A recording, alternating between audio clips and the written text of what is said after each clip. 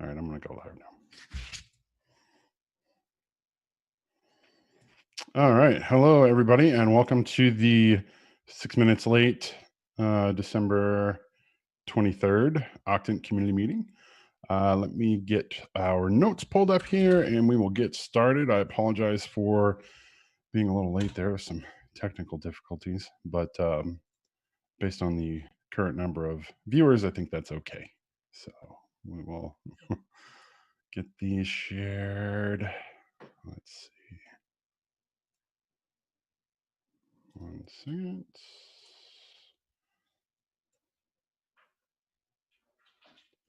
Why is everything just? It's because I haven't touched my computer in a week. It's mad at me.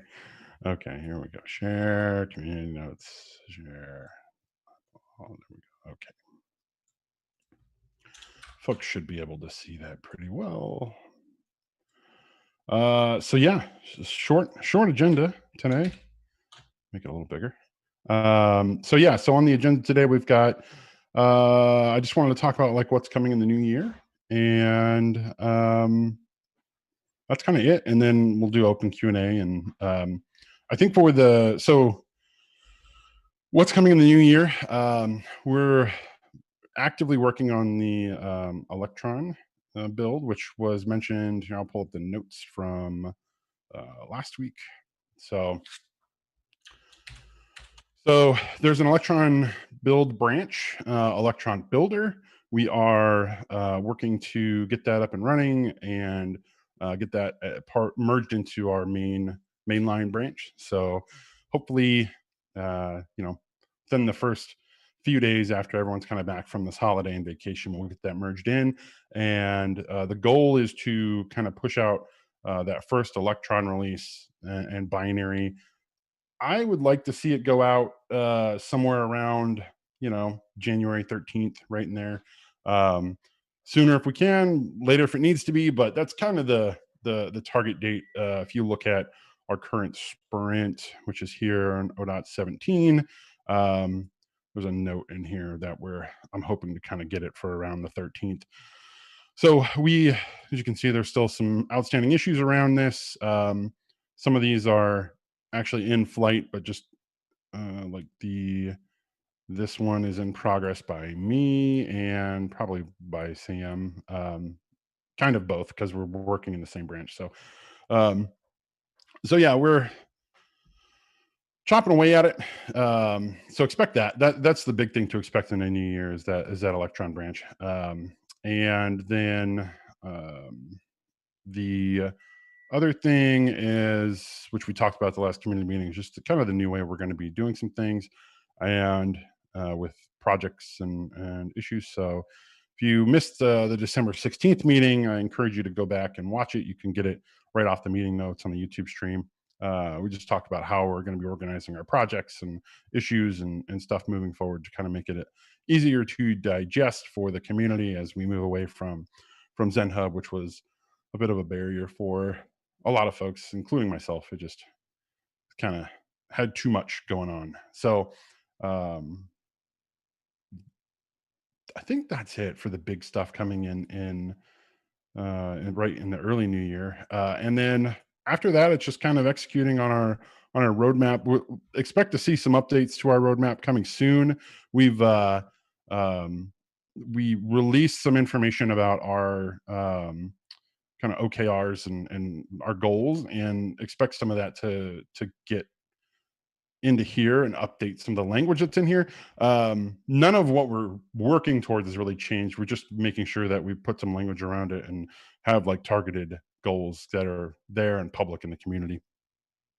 The other thing that I'm going to be looking at as kind of an effort to help folks get involved in the community is creating a community markdown file. And with that file, I'll work with Sam and Milan and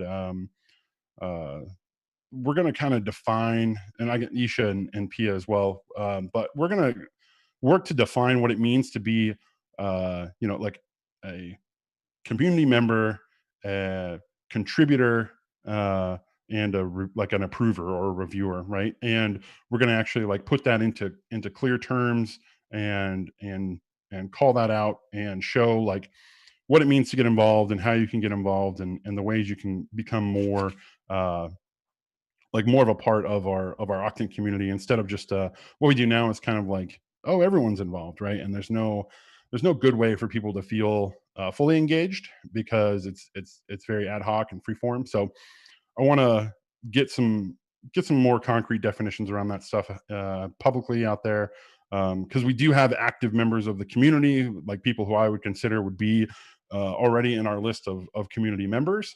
Um, probably probably even a person, uh, maybe two, who might be in the contributors section, and then I don't know that we have any like approvers who would be coming from the outside community yet. So I think having language and having a clear definition of what all that means going forward will kind of help people see, what the steps are to getting to that point and being more involved at a higher level. So that's something that I want to get out there, sometime early in the new year as well. Um, that's kind of it. That's all I really have for this one. Sam, Milan, did y'all want to add anything? Yeah, I have a fun thought about outside contributors and just expanding who might potentially be a maintainer or approver.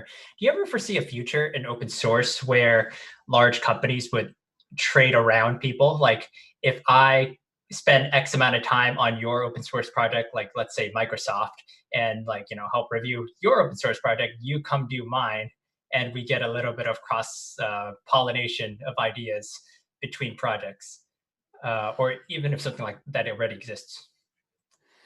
Yeah, so I mean, some larger open source projects do have charters that kind of outline like that the board and like who makes decisions needs to be made up of a diverse enough set of people who are contributing from various companies, right? So it can't be like 80% VMware and 20% Google or something like that. It has to have a spread before people are allowed to like become part of the board that makes decisions. So that's one way that that's handled. Uh, the like trade or resource thing, I think that for most companies they probably wouldn't do it because they'd be like, we pay that person to do our stuff, not your stuff. But I like the idea. I think that's kind of the the spirit of some of the like hackathon stuff and like uh you know bug bounty things and things like that. But generally, I think it's like, does this project provide us value? Then we're going to contribute to it and get people dedicated to doing it. Um, but for the most part, I don't see a lot of like trading, like, hey, this engineer is going to work on this for a while, and then this engineer is going to work on this for a while, unless it's directly a benefit to like some project or something the company's working on. You do see a lot of people who like used to work for the company, right? And then they left and then they continued to contribute to the project.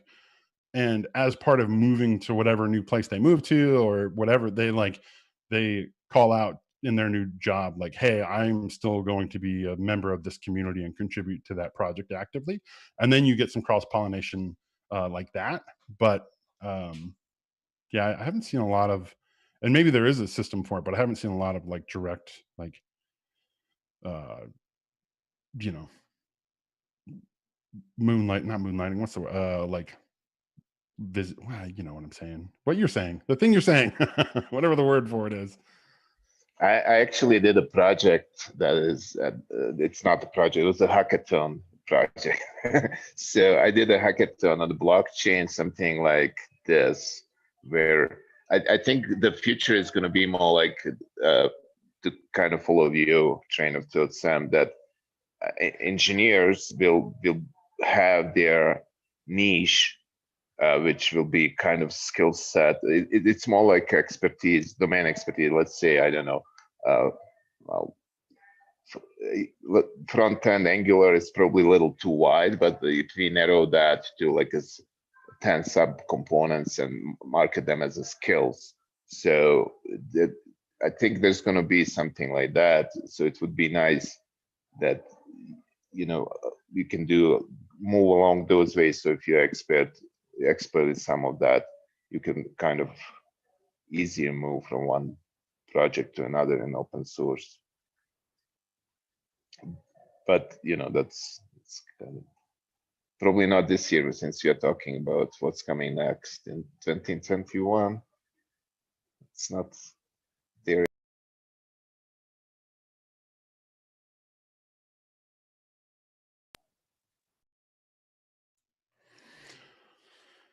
So, yeah, anything else you wanted to add there, Sam? After that? Cool. Yeah, there's going to be a few more things than 17. We branched that, I don't know, maybe a couple months ago, right? Yeah, too long ago. Right. So there's navigation is completely new now, and also the breadcrumbs will be changed. So I'm hoping that the next 2 or 3 weeks we're going to stabilize that to make it a little more robust if you need to make changes.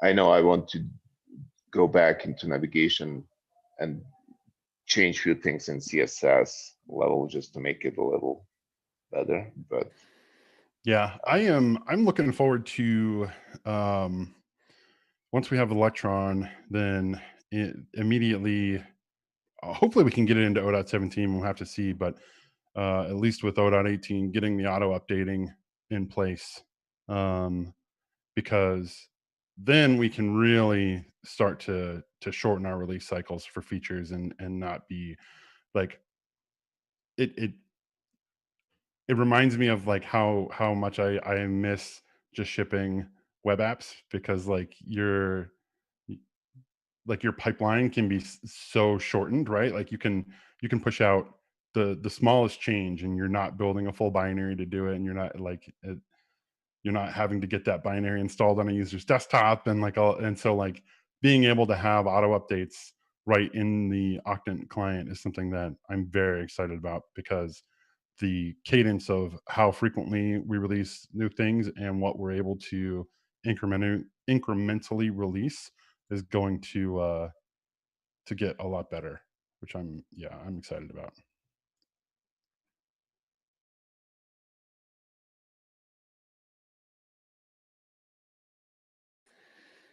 I would the goal that I see, like the long-term vision that I see, is like we shore up, the current testing infrastructure. I think it's there's too many holes in it to rely on it, right? So we make that reliable. We pay back some of our tech debt, and then once we're at a point where like we're back to having good confidence in our CI, right? Then we can add on to our existing pipeline. Like if it passes, right, it goes out, right? Like if it so it has release notes, it has API docs, right? We have checks for all of these things in the future that make sure that any feature that impacts public APIs or things like that that are non-deprecating, obviously, right? They just roll out, they just go. Like there's no like it merges, it builds, it goes green, and then it gets pushed to whatever place it gets pushed to, so that the client knows it needs to download this new blob to update. And oh man, I'm so excited for that. I we'll have to figure out a good way so it's not like super annoying, right? Like, do you want to be on the dev version or the mainline release version, right? So that way you're not getting like the hey, there's a new update for Octant every every 18 minutes or whatever. But you can be like, I want to be on the main line, so you only get it when we go and push a release tag, right? And versus here's all, like anytime we do a build that merges to master, you could get that update too. That's what I really want. Like that, that'd be so great.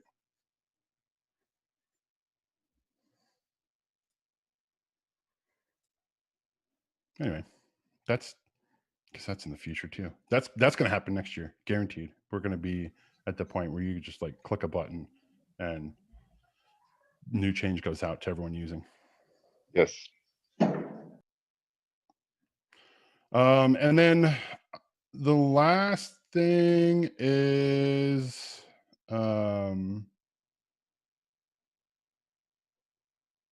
let's see, what else is there? Oh yeah, for the next community meeting, I was thinking that I would maybe just find some issue or find some fun thing or whatever to just kind of hack on. Maybe I don't know if it's useful to live code a plugin because there's already examples of plugins being coded, but I don't know. I'm trying to think of an idea, something that would be fun to do live with people, or just so that people could watch it later when they came back in the new year. So if you all have any ideas on what might be cool or fun to do, let me know.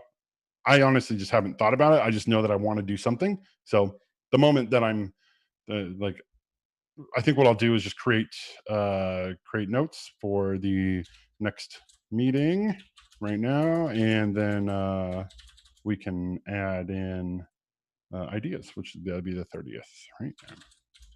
Not the 20th, the 30th. There we go. So anyway, if you have ideas, thoughts on that, that would be fun. Toss them in there. I have an idea. Cool. This one is something I think Scott opened an issue for this. It's 1506, I think, for the idea of managed fields. But the idea is pretty simple, right? Like you have this metadata part of an object that might show a history of server-sided apply. And what might that look like from a UI perspective, or even not even from a UI, but how might we track previous server-sided changes within Octant? Because something like usage in the terms of an auditing tool, right? Like auditing history is something that we really could leverage on and that we haven't really done much of besides events. Although here it just says to automatically fold managed fields. So I suppose we're talking about a slightly different feature here. But yeah, so I can say that the automatically fold managed fields one is hard. It's hard. So that would be the reason it is an issue and not someone just did it is because both Scott and I looked at this at one point and we're like, oh, yep, that's more than like an hour's worth of work. So I think it would be good to try. It'd be fun, right? I'm willing to give it a shot. So yeah.